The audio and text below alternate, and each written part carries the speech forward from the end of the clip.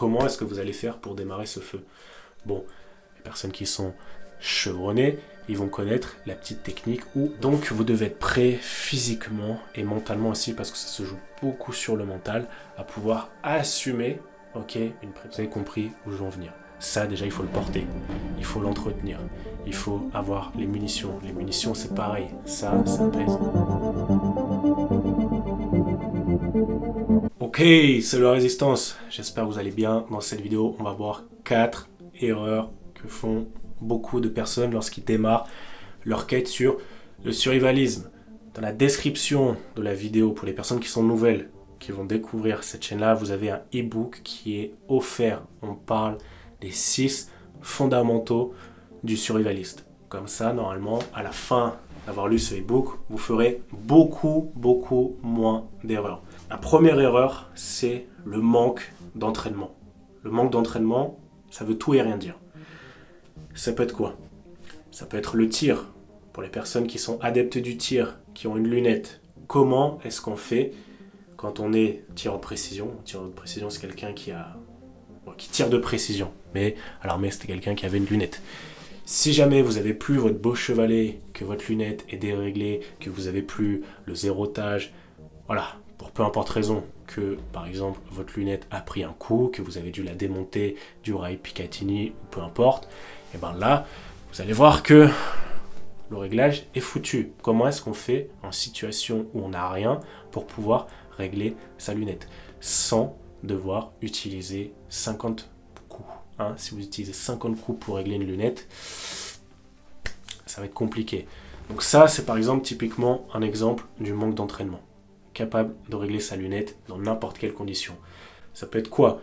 On le voit dans les émissions de survie. Les personnes qui font du feu. Alors chez eux, surtout les Américains, ils sont en Californie, il y a du soleil, il fait chaud, on est dans un environnement sec, et là on fait du feu par friction. Donc oui, on sait faire du feu. On est très calé pour faire du feu. Par contre, quand il faut aller en Amazonie, quand il faut aller à Koh Lanta, sur une île où le taux d'humidité est quasiment de 70% tout le temps, bah oui, là la friction ça marche plus pareil, ou en tout cas c'est plus difficile. Ça par exemple c'est le manque d'entraînement. Les personnes qui sont adeptes du fire steel, ok, vous avez ni mouchoir, ni coton, ni amadou, et vous avez plus votre amadou préféré, allez on va dire du boulot. Comment est-ce que vous allez faire pour démarrer ce feu? Bon, les personnes qui sont chevronnées, ils vont connaître la petite technique où on fend un bois sec et on fait plein de petits copeaux avec, ou sinon on a une petite râpe ou peu importe et on fait du petit bois. Bref, ça passe par l'entraînement. Ensuite on a tout ce qui est l'eau, filtrer de l'eau, hein, à répétition, s'entraîner à ça. D'ailleurs il y aura une vidéo qui viendra à ce sujet là sur des techniques que j'ai apprises il n'y a pas longtemps qui marchent plutôt bien, donc abonnez-vous et normalement vous serez au courant de tout ça. Ensuite, on a tout ce qui peut être s'orienter grâce au soleil, grâce aux étoiles, grâce à une carte. Voilà, ça c'est important. Ça peut servir de savoir s'orienter lorsqu'on est perdu ou lorsqu'on doit aller d'un point A à un point B et qu'on n'a pas Waze ou Google Maps. Donc, ça, c'est l'entraînement. Qu'est-ce qu'on a aussi? Tendre une bâche. Hein, ça c'est pareil. On sait qu'il faut tendre une bâche pour faire un bivouac isolé de la pluie. Comment est-ce qu'on fait pour la tendre? Pour éviter qu'on ait un amas d'eau et vers 3h du matin, la bâche a craqué et on se prend tout ça comme un réveil assez furtif. Ça, c'est l'entraînement. On a quoi? On a ensuite la marche. Ça, je vais y revenir après. Un point hyper important, démonter un bivouac en 5 putains de minutes. Pourquoi? Ça, si jamais, imaginons, il y a un feu de forêt. Bon alors, normalement, on le voit venir. Il y a un feu de forêt, il y a une inondation, vous faites ouvrir le feu dessus, et ben vous avez votre bivouac, il va falloir le démonter rapidement en 5 minutes pour pouvoir évacuer.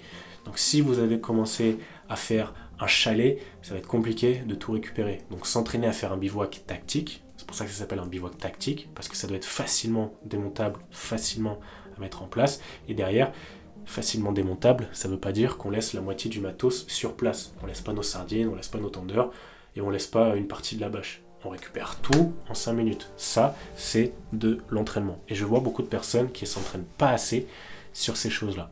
Moi, j'ai eu l'occasion de le faire à répétition pendant quelques années. Hein, vous savez pourquoi je dis ça. Vous avez le e-book qui est dans la description. téléchargez-le, il est offert, et ensuite vous allez en savoir un peu plus sur les fondamentaux du survivaliste. Et ensuite, à partir de là, vous allez pouvoir aiguiller vos connaissances parce que vous aurez déjà des pistes, des chemins sur quoi réellement travailler. Parce qu'il y a beaucoup de superflu. Et ça, c'est le point numéro 2. Beaucoup trop de superflu. Il y a des personnes qui ont un Glock 17, 3 arbalètes, un arc de chasse à poulie, un arc à main, une arbalète pistolet à main, Kalachnikov, bon, ça c'est pour les mecs un peu plus avancés, Kalachnikov, fusil de chasse, bref, vous avez compris où je veux en venir. Ça déjà il faut le porter, il faut l'entretenir, il faut avoir les munitions. Les munitions c'est pareil, ça pèse un âne mort si vous accumulez. Déjà 6 chargeurs à 30 coups sur le gilet, on les sent passer. Donc imaginez maintenant qu'il vous faut le calibre 12, le 9 mm, les arcs de chasse, les flèches, les carreaux. Bon, vous avez compris, ça va être compliqué. Il y a trop de superflu. Pareil, un sac EVAC, j'ai fait plein de vidéos à ce sujet-là. Vous devez avoir le minimum nécessaire. Vous devez pouvoir boire, manger, dormir et vous défendre en temps de conflit. Et à partir de là, il faut prioriser. Est-ce que, par exemple, de prendre un tapis de sol, c'est utile ? C'est pas ce qui pèse le plus lourd, mais c'est encombrant, c'est chiant, ça va vous prendre de la place et ça va vous manger de l'espace dans votre sac, ou même si vous le mettez au-dessus. Ça, tapis de sol, on s'en fout, ça sert à rien. Des fois, on va dormir, hein, on va se faire un petit matelas en mousse, et puis c'est fini. Une bâche, par contre, ça prend pas de place, c'est pas lourd, on peut la compresser, et ça, c'est utile. Les sardines, c'est pareil, ça pèse lourd, donc priorisez, 4, 6. Sinon, ça va être trop lourd. Les tendeurs, c'est pareil, c'est lourd. Donc, voyez si vous pouvez prendre de la corde et pas plus de 2 ou 4 tendeurs. On peut faire ça, je vous garantis. Voilà, ça, c'est la priorisation. Il y a des trucs, on se dit, c'est intéressant, c'est utile, ça ne vous servira à rien. Une trousse de secours, ça peut être utile d'avoir un garrot, un ciseau, du fil à coudre, et encore, c'est pareil, du fil à coudre, une aiguille, de l'alcool pour désinfecter, ça par exemple, ça prendra un petit peu de place. Même si c'est 50 centilitres, cumuler tout, ça va prendre de la place et du poids. Mais ça, c'est utile. Vous voyez, ça peut vous sauver d'une infection. Ensuite, on a tout ce qui va être bouffe. Là, par contre, il faut faire attention. La bouffe, c'est très utile, mais attention, comme j'ai dit, à ne pas avoir un kebab sur le dos. Il faut quand même prioriser, voir si vous pouvez trouver de la bouffe lyophilisée déshydratée, que vous pouvez, avec un petit coup d'eau chaude, refaire gonfler pour donner de la matière. Mais évitez tout ce qui peut être sandwich, sodebo, évitez les conserves pareil, raviolis 2 kg, parce que je peux vous dire que ça, quand vous allez les porter, que vous allez faire une marche avec vos putains de raviolis sur le dos, vous allez vite les bouffer et vous débarrasser de ça.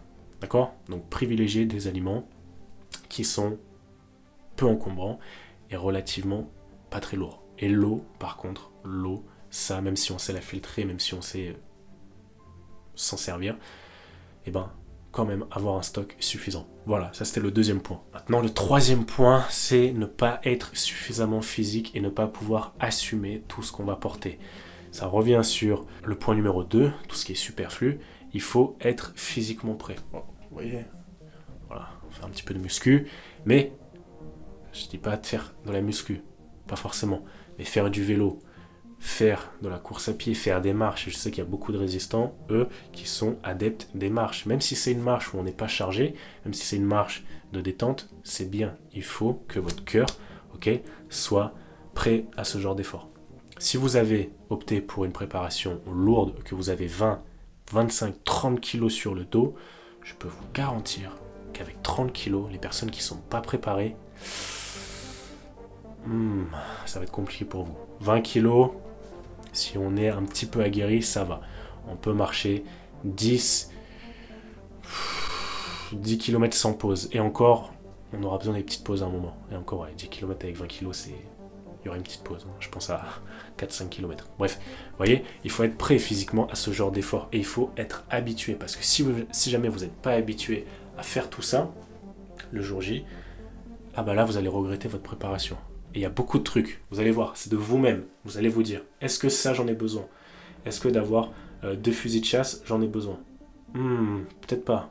Est-ce qu'il n'y a pas un collègue qui veut le prendre ? Quand on faisait les marches à l'armée, c'est génial, on aime avoir des fusils entre les mains. Par contre, quand vous avez le FAMAS, que vous avez le Glock, que vous avez le FRF2, je parle pour moi, déjà ça fait chier. Vous avez ce putain de holster quand vous marchez, c'est pas... Hein, ça, c'est pareil, c'est pas hyper confortable. Pourtant, c'est du holster de qualité. Mais de marcher avec un truc à la cuisse, ça fait chier. D'avoir une sangle qui passe ici pour le FAMAS, ça fait chier. Avoir le FRF2 comme ça fait chier. Imaginez ensuite les mecs qui avaient la MAG et la 12-7. Donc, vous devez être prêt physiquement et mentalement aussi, parce que ça se joue beaucoup sur le mental, à pouvoir assumer une préparation aussi conséquente. Et le quatrième point, je l'ai déjà globalement évoqué, c'est le manque de priorisation. Le manque de priorisation, c'est quoi? C'est faire les choix utiles. Quand vous avez une bonne idée, quelqu'un qui priorise bien les choses, c'est d'arriver à laisser cette idée de côté, même si elle est bonne. C'est peut-être paradoxal, mais il faut des fois arriver à prioriser intelligemment, être rationnel dans vos décisions et pas émotionnel. Vous avez besoin de boire, de manger, de dormir et de vous défendre. Même si en survie, on va vous dire oui, on dort jamais, et à un moment, il faudra dormir, sinon le corps il va lâcher. Donc vous devez bien dormir, et bien dormir, ça veut dire quoi? Est-ce que ça veut dire qu'on prend un oreiller? Est-ce que ça veut dire qu'on prend un matelas gonflable? Non, ça veut dire que, bien dormir, on doit être isolé du froid, isolé du chaud, isolé de la pluie. Donc une bâche, un duvet et un sursac. Et là, vous allez déjà très bien dormir. Et même si le sursac, c'est peut-être du superflu, parce qu'on peut mettre des sacs poubelles, 60-80 litres, ça fait office de sac étanche. Et pourtant, ça fonctionne tout aussi bien. Mais bon, bref. Et pour bien manger, on a besoin de quoi? On a besoin déjà de pouvoir faire chauffer de la bouffe. Donc ça va partir sur un kit feu. Et ensuite, une fourchette. Ça c'est pareil, une fourchette ça prend pas de place. Mais combien de personnes ont une fourchette dans leur sac évac? Quand je vois les trucs mytho, commando, je peux vous garantir une chose, c'est que bouffer sans fourchette, même si on peut faire avec les mains, c'est chiant. Parce que le jour où vous allez marcher, toucher du matos, vous mettre la main dans le calbar, vous allez ensuite aller faire les commodités, parce qu'à un moment il faudra bien faire ça aussi, que vous n'avez pas de gel hydroalcoolique, je peux vous garantir que bouffer avec les mains, ça va vous passer l'idée. Donc une fourchette, c'est pareil, ça, on mange mieux. De quoi faire chauffer sa bouffe, c'est toujours mieux. Vous voyez, donc priorisez les choses utiles, mais attention, faites preuve de jugeote. Voilà, je vous laisse là-dessus. Téléchargez votre e-book dans la description. Vous me ferez vos retours là-dessus. Et je vous dis à très bientôt pour une prochaine vidéo.